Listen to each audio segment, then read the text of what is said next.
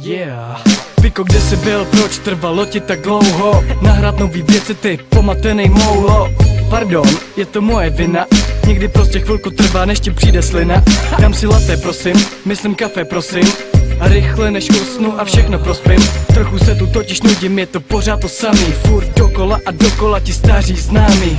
Od pondělí do neděle, oblečenej v jednom těle. Nebaví mě sledovat jak, jde to do prdele. Nenávidím fetování, potřebuju milování. Mám jen jedno dětský přání, čekám na slitování. Jednoho dne to všechno skončím a na věky vypadnu z těchto končin. Jednoho dne se s váma rozloučím, ale teďka si poslechni refrén, kouči. Včera večer mi přišla zpráva, Piko a Kilas, ta nejlepší tráva. Nebuď blb a nebuď kráva, buď zdrav a ty buď zdráva. Včera večer mi přišla zpráva, Piko a Kilas, ta nejlepší tráva. Nebuď blb a nebuď kráva, buď zdrav a ty buď zdráva. Dlouho jsem tu nebyl a pořád jsem jenom sliboval. Řešil jsem píčoviny, trochu jsem se zatoulal. Rodinný problémy, dětský se nepryč. Problémy u felás, chcípni, když si slič. Smrdi chtěli rozbít teplo rodinnýho krbu a zlatá máma čeká, že budu držet hubu.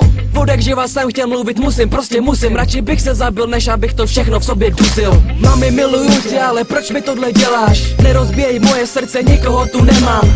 Kdybych mohl, tak zahodím to, co mám. Jenom abych mohl si zase jako dítě hrát. Vím, že moje volání o pomoc nikdo neslyší. A když jo, tak řekne mi, že už jsem dospělý. Promiňte mi, prosím, že se mi to doma hrotí po 20 letech prožitýho nádhernýho mládí. Včera večer mi přišla zpráva, Piko a Kilas, ta nejlepší tráva. Nebuď blb a nebuď kráva, buď zdrav a ty buď zdráva. Včera večer mi přišla zpráva, Piko a Kilas, ta nejlepší tráva. Nebuď blb a nebuď kráva, buď zdrav a ty buď zdráva.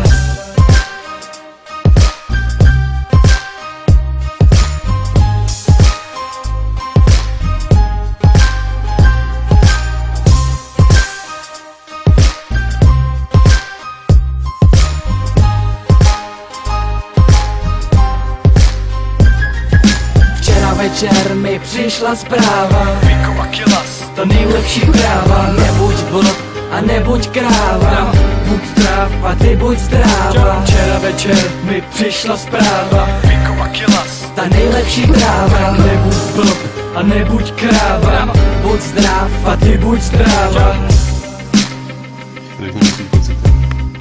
Chtěl jsem, že nedokážu vymyslet všechno, co jsem si myslel, že vymyslím.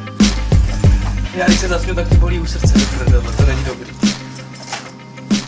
Když jsem dokonalý scénárista, ani reper, ani kamarád, jsem fakt zmrt.